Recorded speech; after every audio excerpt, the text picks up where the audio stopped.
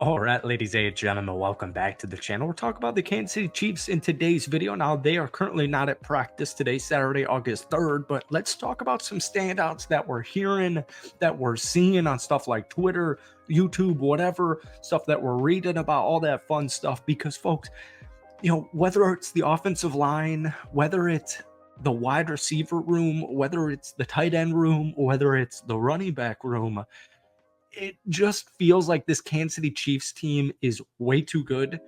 There's clearly levels to this. Nobody's really talking about Kansas City in a mainstream media sense because they're the defending Super Bowl champions and they only got better.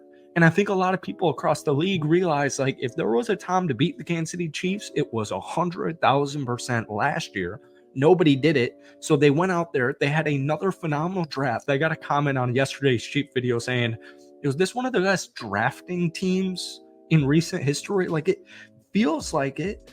They go out there, they make splash free agent acquisitions like Hollywood Brown. I mean, this is one of the best teams on paper of recent memory at the very least. So welcome back to the channel. Obviously, we're talking about the Kansas City Chiefs in today's video. I'm a Packers fan. I'm not really even trying to glaze up the defending Super Bowl champions. But if we could try and get this video to 100 likes, that would mean the absolute world to me. We're posting just about daily Chiefs content, so stay tuned there. This is just a funny quote. This is from safety Brian Cook, who we'll talk about in just a second, on the Chiefs' new receiving core. They have 4-3, 4-2, 4-3, 4-2. You know what I'm saying? That's a lot of work on our back end. This is extremely fast wide receiver group. And we're about to get into some roster cuts. We're about to get into some roster guys because, the first three players, Xavier Worthy, Hollywood Brown, Rashee Rice. I mean, Xavier Worthy, broke the combine 40 record, right? And then Hollywood Brown, extremely quick.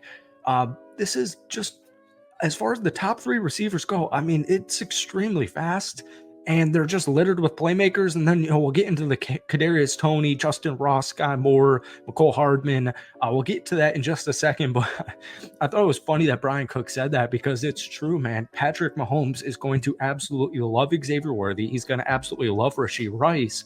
But what they've really been working on recently is the red zone work. So red zone's extremely important for the quarterbacks and the new receivers or existing receivers to just establish that timing, get that rhythm down, get that chemistry going. And what I want to say is, and it's just really cool, Jared Wiley, brand new rookie tight end, and Justin Ross are taking a lot of snaps in the red zone. This is huge because the tight end room is money. You have Travis Kelce, you have Noah Gray, you have Irv Smith Jr. now, and now you got the future Travis Kelce and Jared Wiley. Justin Ross, we do this every single year. We get extremely excited about him, but it just kind of feels like this might actually be the year. We know Justin Ross can operate very well in the red zone, multiple catches on the day, or the last couple of days, I should say. Justin Ross making this roster does not seem crazy because, folks, Kadarius Toney's been out since July 31st. I get it, that's not too long. Seems like every Chiefs fan I've talked to all summer wants Sky Moore cut. If Sky Moore's getting cut and Kadarius Toney is getting cut and Mecole's on the fence as well, I mean, there might be you get what I'm saying? Like, this might be the Justin Ross season. We talked about it yesterday, but we all remember T. Higgins, Trevor Lawrence, and Justin Ross cooking it up in college football a couple of years back. That wasn't too long ago.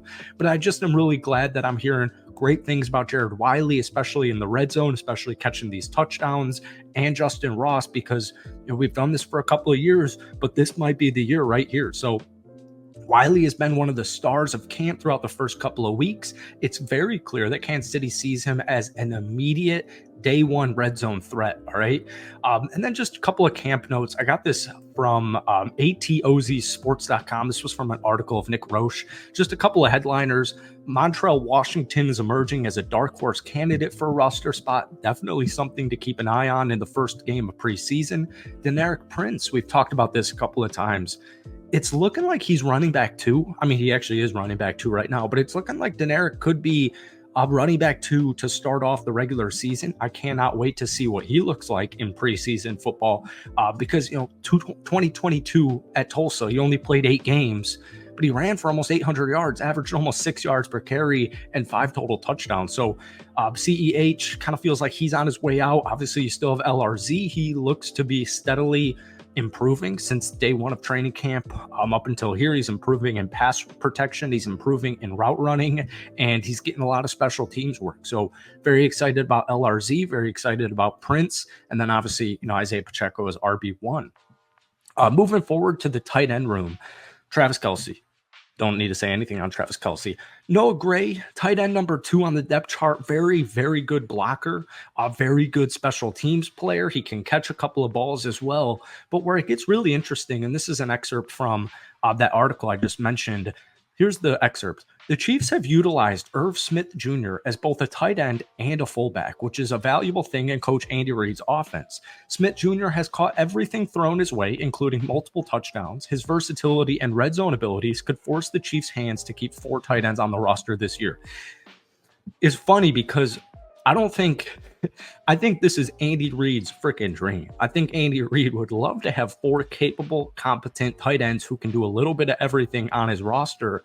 And just hearing, in general, positive things about Irv Smith Jr. Spent his first couple of years in Minnesota, couldn't get anything going.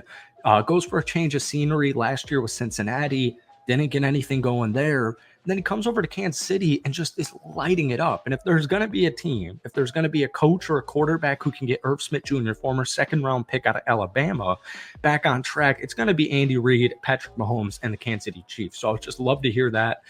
Real quick, left tackle battle. We keep talking about this. We know veteran left tackle Donovan Smith was the guy for the most part last season. But this year, it's either going to be second-year guy, third-round draft pick 2 years ago, Wanya Morris, or Kingsley, the second-round draft pick this year. Either way, I can't wait because, I think Kingsley long-term is going to be the star, future franchise left tackle. According to Matt Nagy, Kingsley has gotten a larger volume of first-team reps, but that is not an indication of the week 1 starter. This is what he had to say. So far, it's a healthy competition. I think the guys we have had great attitudes. Over the next several weeks here, they're going to get the opportunity to prove who should be that guy at left tackle.